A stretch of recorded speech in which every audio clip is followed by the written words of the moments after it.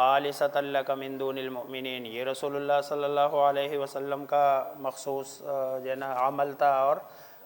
امت کے لیے اس پر عمل کرنا بعض چیزوں میں تو جائز ہی نہیں ہے کہ امت اس پر چلے اور امت اس پر عمل کرے۔ اسی طرح رسول اللہ صلی اللہ علیہ وسلم کا طواف کرنا سواری پر بیٹھ کر، یہ رسول اللہ صلی اللہ علیہ وسلم کی خصوصیت اور آپ صلی اللہ علیہ وسلم کا اعزاز۔ اسی طرح مال غنیمت میں سے ایک مخصوص حصہ جس کو صفی کہتے ہیں، یعنی یہ اعزاز تھا رسول اللہ صلی اللہ علیہ وسلم کا، جیسے حضرت صفیہ کے بارے میں آتا ہے کہ صفیۃ من الصفی، کہ یہ جو صفیہ ہے یعنی حضرت صفیہ رضی اللہ تعالی عنہا، یہ بھی مال غنیمت میں آئی تھی۔ تو آپ صلی اللہ علیہ وسلم نے وہ جو صفی یعنی چناؤ اپنے لیے بغیر تقسیم کے، یہ رسول اللہ صلی اللہ علیہ وسلم نے اس پہ ہاتھ رکھا کہ بھئی یہ صفی میں سے ہے، یعنی گویا کہ یہ میرا انتخاب ہے۔ بعد میں صحابہ کرام رضوان اللہ تعالی علیہم اجمعین کو اس بات کا ہوا کہ بھئی آپ صلی اللہ علیہ وسلم اس کو لونڈی بناتے ہیں یا زوجہ بناتے ہیں، چنانچہ آپس میں جیسے ہوتا ہے بات کرتے رہے کہ بھئی کیا ہوتا ہے، چنانچہ کہا گیا بھئی اگر آپ صلی اللہ علیہ وسلم نے ان کے لیے الگ خیمہ لگوا دیا تو سمجھا جائے گا کہ آپ نے نکاح کر لیا۔ دیکھو یہ صحابہ کرام رضوان اللہ تعالی علیہم اجمعین کو رسول اللہ صلی اللہ علیہ وسلم نکاح کر رہے ہیں یا اس کو لونڈی رکھ رہے ہیں، صحابہ اندازے لگا رہے ہیں، یعنی علم کسی کو نہیں ہو رہا ہے، یعنی اتنا بے تکلف۔ یہ جو میں جس چیز کی طرف اشارہ کر رہا ہوں نا، یہ سمجھنے کی بات ہے، یعنی اتنا بے تکلف زمانہ ہے کہ ساتھ جو لوگ ادھر قریب میں، ظاہری بات ہے اس سے آ رہے ہیں، غزوے سے آ رہے ہیں، سارے ایک ہی گروپ میں ہے، لیکن پتہ نہیں چل رہا ہے لوگوں کو کہ بھئی یہ آپ صلی اللہ علیہ وسلم نے اس سے نکاح کر لیا یا آپ صلی اللہ علیہ وسلم نے اس کو اپنی باندی بنا لیا، یہ نہیں پتہ چل رہا ہے۔ اس کا مطلب یہ ہے کہ اتنا بے تکلف کہ یہ ہماری طرح کے نہیں کہ نکاح کے لیے پہلے سے 6 مہینے پہلے جو ہے نا وہ کارڈ چھپتے ہیں، اور پھر اس کے لیے یہ کرنا وہ کرنا یہ کرنا، اس کو پتہ چل جائے اس کو پتہ چل جائے۔ جیسے حضرت عبد الرحمن ابن عوف رضی اللہ تعالیٰ عنہ آپ صلی اللہ علیہ وسلم کے صحابی ہے، اور ایسے صحابی ہے کہ جو روز آتے ہیں آپ صلی اللہ علیہ وسلم کی مجلس میں اور باقاعدگی سے آتے ہیں۔ آپ نے دیکھا حضرت عبد الرحمن ابن عوف رضی اللہ تعالیٰ عنہ پر جو ہے نا زردی کے نشانات تھے، زرد رنگ لگا ہوا تھا، تو آپ صلی اللہ علیہ وسلم نے پوچھا کیونکہ زرد رنگ مردوں کے لیے تو جائز نہیں ہے، تو آپ نے فرمایا بھئی شادی کر لیے؟ انہوں نے کہا ہاں اللہ کے رسول شادی کر لیے۔ شادی ہوئی ایک ایسے صحابی کی کہ جو آپ صلی اللہ علیہ وسلم کی مجلس میں روزانہ آتا ہے، لیکن آپ صلی اللہ علیہ وسلم کو بتایا نہیں، پتہ نہیں چلا۔ یہ نہیں ہے کہ مجھ سے نکاح کیوں نہیں پڑھوایا، جیسے ہے ہمارے معاشرے میں مولوی صاحب اس لیے ناراض ہے کہ مجھ سے نکاح نہیں پڑھوایا، محلے والا اس لیے ناراض ہے کہ مجھے دعوت نہیں دی۔ مشکل کر دیا ہم نے۔ انہوں نے کہا ہاں شادی کر لی ہے میں نے، شادی ہو گئی۔ آپ نے فرمایا کہ اولم ولو بشت، بھئی آپ ولیمہ کر لے، اگرچہ ایک بکرے کیوں نہ ذبح کرو۔ اور حضرت عبد الرحمن ابن عوف یہ صحابہ میں سب سے مالدار صحابی ہے۔ ایک زمانہ تھا کہ عبد الرحمن ابن عوف رضی اللہ تعالیٰ عنہ کا جب قافلہ چلتا تھا نا غلے کا، تو ایک سرا اس کا مدینے میں ہوتا تھا، دوسرا شام میں ہوتا تھا۔ اتنا مالدار صحابی، لیکن اس کو آپ فرما رہے اولم ولو بشات، بھئی آپ ولیمہ کر لے، بس ایک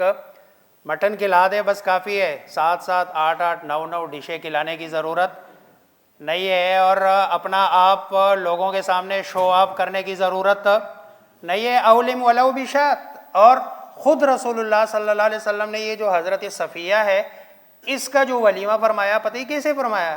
چونکہ خیبر سے واپس ہی ہے، سارے آ رہے ہیں واپس، آپ صلی اللہ علیہ وسلم نے فرمایا بھائی ایسے کرو دسترخوان بچھا دو۔ اب کھانے میں کیا ہوگا؟ بھائی جس کے پاس جو کچھ ہے وہ لے آؤ، کوئی کھجور لے آیا، کوئی ستو لے آیا، کوئی پنیر لے آیا، کوئی گھی لے آیا، سب کو دسترخوان پہ ڈالا، ڈال کے آپ نے فرمایا اس کو مکس کر دو، اور مکس کر کے سب کو کہا آؤ یہودی سردار کی بیٹی ہے، اور دوسری طرف سرکار دو عالم محمد مصطفیٰ دونوں جہانوں کے سردار ہے، اور آ رہے کہاں سے؟ خیبر سے۔ خیبر کے موقع پر جو مالی غنیمت ملی ہے اس کا آپ اس زمانے میں اگر جو ہے نا کاؤنٹ ڈاؤن کر لے تو کروڑوں اربوں کا حساب بنتا ہے، اور پورے خیبر کو 2 حصوں میں تقسیم کر کے آئے کہ بھئی پورے خیبر کا جو آدھا جو ہے نا وہ آدھی پیداوار ہے وہ ساری ادھر جو ہے نا مدینہ میں دی جائے گی۔ ظاہری بات ہے وہ ساری رسول اللہ صلی اللہ علیہ وسلم کے پاس آتی اور آپ صلی اللہ علیہ وسلم اس کو تقسیم کرتے، لیکن آپ نے فرمایا بھائی یہ ساری چیزیں اکٹھی کر لو، اکٹھی کر کے سب کو آؤ، بولے حلم آ جاؤ بھائی، یہ حضرت صفیہ کا ولیمہ ہے اور کھا لو۔ ولیمہ ہو گیا۔ یہ جو ہے نا رسول اللہ صلی اللہ علیہ وسلم کی زندگی کا انداز ہے، بے تکلف انداز، بغیر کسی، ہم نے نا اپنے آپ کو تکلف میں ڈال کے روز بروز جو ہے نا، پہلے ولیمہ ہوتا تھا، اب تو پتہ نہیں کوئی اور چیز بن گئی، اب تو شلیمے کے نام پہ ایک اور چیز بن گئی ہے کہ بھئی یہ لڑکی والے ہیں اور یہ لڑکے والے ہیں اور دونوں مل کے جو ہے نا وہ کھانا بناتے ہیں۔ پتہ نہیں، اللہ معاف کرے ہم سب کو، کس جو ہے نا غلط رخ پہ جا رہے ہیں اس وقت ہم۔ یہ لڑکی والے پر ہم نے پتہ نہیں کھانا کس کاتے میں ڈالا ہے، یہ لڑکی والے پر جو کھانا ڈالا گیا ہے کس کاتے میں ڈالا ہے؟ ایک بچہ، ایک آدمی، ایک شخص اپنی بیٹی دے رہا ہے، جگر کا ٹکڑا دے رہا ہے، اس کو کس بات کی خوشی ہے؟ اس کے لیے تو ایک غم اور فکر والی کیفیت ہے کہ بھئی اس کے جگر کا ٹکڑا اس سے جدا ہو رہا ہے اور کسی دوسرے گھر میں۔ ہاں، دوسرے گھر والوں کے لیے خوشی ہے کہ ان کے گھر میں ایک مستقل بندہ آ رہا ہے، ایک نئی جان آ رہی ہے، ایک انسان آ رہا ہے، تو ان کے لیے تو خوشی ہے، وہ تو کھلائے ولیمہ۔ لیکن یہ لڑکی والوں پر، حالانکہ رسول اللہ صلی اللہ علیہ وسلم، صحابہ کرام، تابعین، تبع تابعین، ائمہ عظام، اولیاء کرام، یہ سب کی زندگیاں آپ دیکھ لیں، چھان مارے، کہیں پر بھی لڑکی والوں کی طرف سے کھانے کا آپ کو ثبوت نہیں ملے گا کہ لڑکی والوں نے کھانا کھلایا ہو۔ ہاں، لڑکے والوں کا شریعت کا حکم ہے ولیمے کا، کر لے، اور وہ بھی اپنی جتنی وسعت ہے، جتنی طاقت ہے اس کے مطابق کرے۔ ہم چونکہ اپنی وسعت سے اور طاقت سے بڑھ کے کرتے ہیں،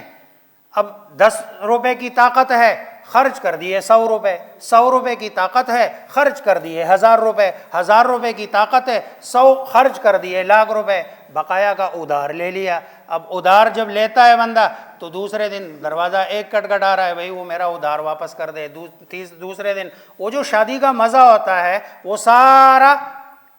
ادھار دیتے دیتے خراب ہو جاتا ہے۔ پھر گھر میں جو ہے ناچاکیاں، جھگڑے، فساد۔ رسول اللہ صلی اللہ علیہ وسلم کا فرمان ہے، ان اعظم النکاح برکہ، کہ سب سے عظیم ترین نکاح باعتبار برکت کے وہ والا ہوتا ہے ایسرها مؤونہ، کہ جس کا خرچہ سب سے کم ہو۔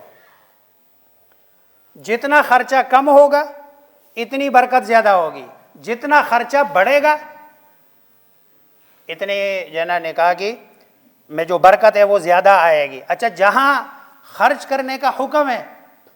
جہاں اسلام کی بات ہے، جہاں شریعت کی بات ہے، جہاں جو ہے نا دل بڑا کرنے کا حکم ہے، مثلا مہر والے مسئلے میں شریعت کا حکم یہ ہے کہ جو ہے نا لڑکے والوں کو چاہیے کہ وہ مہر اچھے سے اچھا دے دے، تاکہ بچی کا ایک اعزاز ہو، اس کی ایک عزت ہو، اس کا احترام ہو۔ باقی سارے کام ہمارے شریعت کے خلاف ہوتے ہیں، اور جب آتی ہے بات مہر پہ تو مہر پہ آتے کہتے جی وہ شرعی مہر کتنا ہوتا ہے۔ اب یہ جتنے سارے کام ہو گئے، یہ لڑکی والوں پہ جو کانا ڈالا گیا، اسی طرح یہ جو مہندی کی رسم کی گئی، اسی طرح یہ جو ڈول ڈھمکے مارے گئے، یہ سارے جو ہے نا شریعت کے تھے۔ اور اب جب اس پہ آتے ہیں مہر کی بات پہ تو پھر کہتے ہیں جی شرعی مہر بتاؤ۔ شرعی مہر کا چونکہ لوگوں کو پتہ ہے یہ تھوڑا سا کم ہے شریعت کے مطابق، اس لیے وہ کہتے ہیں کہ مہر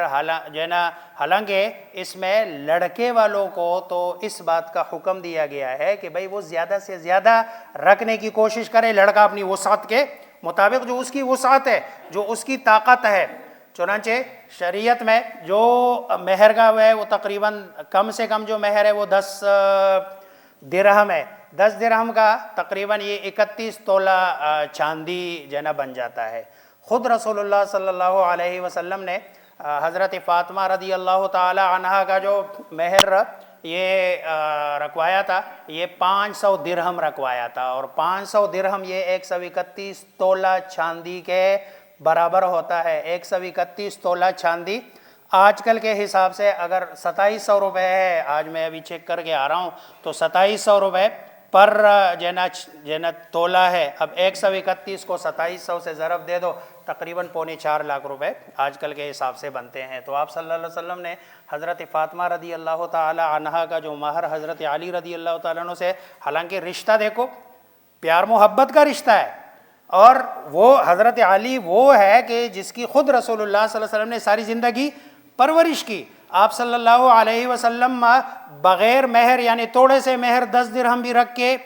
آپ دے سکتے تھے، لیکن آپ صلی اللہ علیہ وسلم نے 131 تولہ چاندی اس لیے رکھا تاکہ اپنی بچی کا اعزاز ہو، اس کا احترام ہو۔ کوئی بندہ یہ نہ کہے جیسے ہمارے معاشرے میں ہوتا ہے، جیسے آپ دیکھ لیں وہ مہر کا وہ خانہ، ہر بندے کی خواہش ہوتی ہے کہ مہر والے خانے کو دیکھ لے، لڑکی والوں کے رشتہ داروں کا بھی اور لڑکے والوں کے رشتہ داروں کا بھی، کہ بھئی کیا لیا گیا اور کیا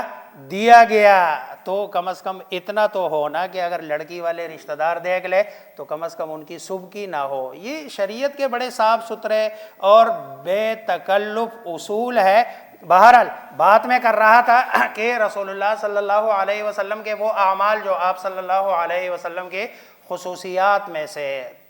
چوتھا جو عمل ہے رسول اللہ صلی اللہ علیہ وسلم کا، وہ اعمال ہے جو رسول اللہ صلی اللہ علیہ وسلم نے نہ عادت کے طور پر کیے، نہ رسول اللہ صلی اللہ علیہ وسلم نے معاشرتی رواج کے طور پر کیے، نہ رسول اللہ صلی اللہ علیہ وسلم کی خصوصیت تھی، بلکہ آپ نے عبادت سمجھ کر اور عبادت بتلا کر وہ اعمال کیے۔ اس کو کہتے ہیں سنن الہدا۔ یہ سنن ہدا ہے، اور یہ جو باقی جو دو کیٹیگریاں ہیں، جو عادت کے طور پر ہے یا معاشرتی کلچر کے طور پر ہے، جیسے لباس ہے، اور تو وہ اس کو کہتے ہیں سنن زوائد۔ یہ جو دوسری قسم ہے جس کو میں سنن ہدا کہہ رہا ہوں، یہ وہ اعمال و عبادات ہے کہ جو آپ صلی اللہ علیہ وسلم نے عبادت سمجھ کر کیے اور مسلمانوں کو اس میں پیروی کا حکم دیا۔ مسلمانوں کے لیے اس کی پیروی لازم ہے، ضروری ہے، جس میں جیسے نماز کا وقت پہ ادا کرنا، یہ رسول اللہ صلی اللہ علیہ وسلم کی زندگی بھر کا معمول رہا ہے، الا ایک آدھ دفعہ جہاں آپ صلی اللہ علیہ وسلم کو کوئی مسئلہ ہوا، جیسے خندق کے موقع پر آپ صلی اللہ علیہ وسلم کی 5 نمازیں وہ وقت سے ہٹ گئی تھی، باقی نماز کو وقت پہ ادا کرنا یہ رسول اللہ صلی اللہ علیہ وسلم کی زندگی بھر کی ترتیب ہے۔ اسی طرح سنتوں کا اہتمام، یہ جو سنت مؤکدہ ہے ان کا اہتمام، یہ 12 سنت ہے جو دن بھر میں یہ اب تو تقریباً اکثریت بس وہ نماز پڑھ لی، فرض پڑھ لیا اور نکل دیے، ان سنتوں کا اہتمام نہیں ہے۔ نوجوان تو بالکل ہی سمجھتا ہے کہ بھئی یہ کوئی ضروری نہیں ہے، یہ رسول اللہ صلی اللہ علیہ وسلم کے زندگی بھر کا معمول ہے۔ آپ صلی اللہ علیہ وسلم نے اس کی فضیلتیں بتائی ہے، آپ صلی اللہ علیہ وسلم نے اس کا حکم بھی فرمایا ہے۔ جو بندہ اس کو ہلکا سمجھ کے چھوڑتا ہے تو وہ تو اپنے ایمان کی فکر کرے۔ اگر کوئی بندہ اس کو ہلکا سمجھ کے چھوڑتا ہے اور وہ کہتا ہے، مطلب یہ جملہ بولتا ہے نعوذ باللہ من ذالک کہ بھائی اس کی کوئی ضرورت، یہ جملہ بڑا خطرناک جملہ ہے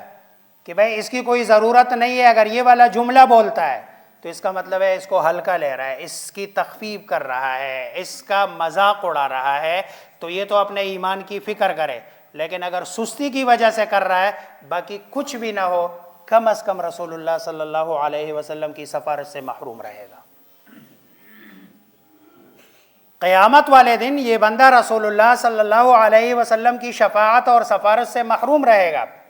اب کون وہ بندہ ہے کہ جو یہ سمجھتا ہے کہ میں اتنا نیک ہوں، اتنا اعلیٰ عرفہ افضل ہوں کہ مجھے رسول اللہ صلی اللہ علیہ وسلم کی سفارش اور شفاعت کی ضرورت نہیں پڑے گی، اور میں بغیر حساب کتاب کے اور اپنے اعمال کی بنیاد پر، جہاں رسول اللہ صلی اللہ علیہ وسلم فرماتے ہیں کہ میں بھی اللہ کے فضل ہی سے جنت میں جاؤں گا، تو یہ اللہ تبارک و تعالیٰ کے فضل کو اپنی طرف متوجہ کرنے اور رسول اللہ صلی اللہ علیہ وسلم کی شفاعت و سفارش کا اپنے آپ کو مستحق بنانا ہے۔ لہذا اس کا اہتمام، اسی طرح اذان اور اقامت ہے، یہ بھی سنن الہدا میں سے ہے کہ ہر نماز سے پہلے اذان، اور اسی طرح ہر نماز سے پہلے یہ اقامت، اسی طرح جمعہ ہے، اسی طرح جمعے اور عیدین کے خطبے ہیں۔ یہ رسول اللہ صلی اللہ علیہ وسلم کے وہ اعمال ہے کہ جو آپ صلی اللہ علیہ وسلم نے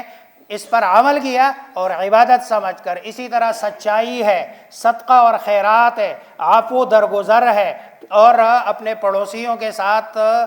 حسن سلوک ہے۔ یہ سارے وہ اعمال ہے کہ جو رسول اللہ صلی اللہ علیہ وسلم نے عبادت سمجھ کر اور کیے ہیں، اور امت کو اس کی تعلیم بھی دی ہے کہ بھئی امت اس پر عمل کرے۔ اور دوسری جو سنن زوائد ہے، جیسے میں نے کہا لباس ہے، اسی طرح صفائی ستھرائی۔ اب صفائی ستھرائی،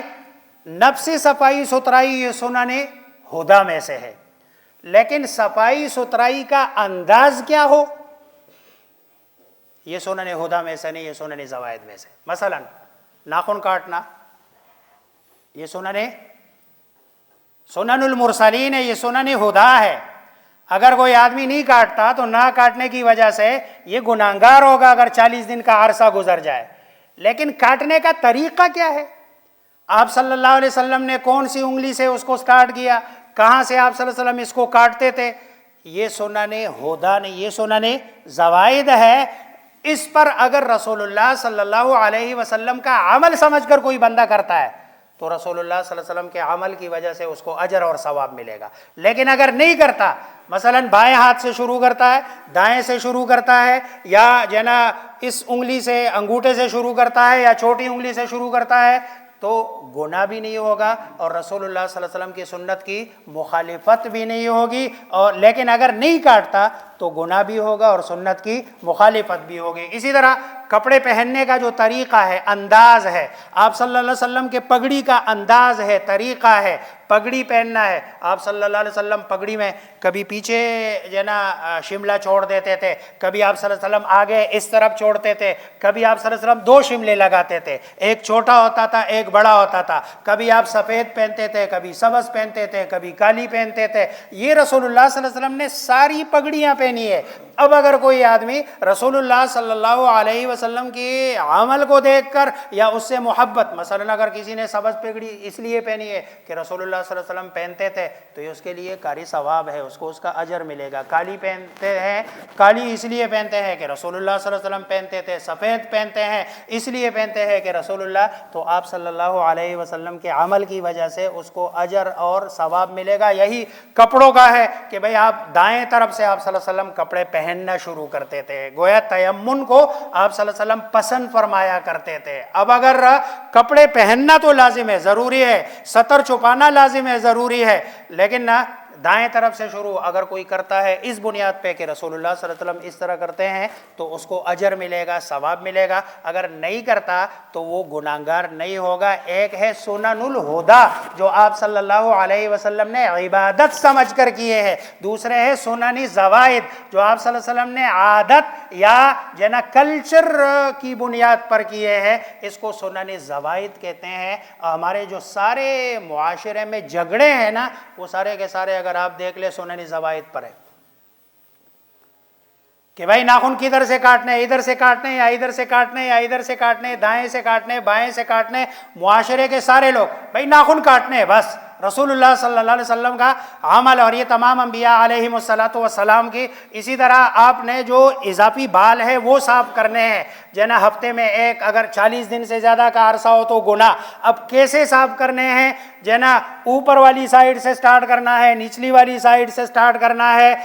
یہ چیزیں اضافی ہے، اس میں اگر رسول اللہ صلی اللہ علیہ وسلم کا عمل کسی کو پتہ ہے، اس عمل کی طرح کرتا ہے تو گناہ نہیں ہو، اس کو اجر ملے گا، ثواب ملے گا۔ لیکن جو آپ کا سنن ہدا ہے، جو عمل ہے، اس عمل کی تکمیل امت کے لیے ضروری ہے۔ اللہ تبارک و تعالی مجھے آپ سب کو سمجھنے، عمل کرنے کی توفیق عطا فرمائے۔ انشاءاللہ میں اب ایک ایک سنت کو بتاؤں گا اگلے جمعے کو، انشاءاللہ اس پر مزید گفتگو ہوگی۔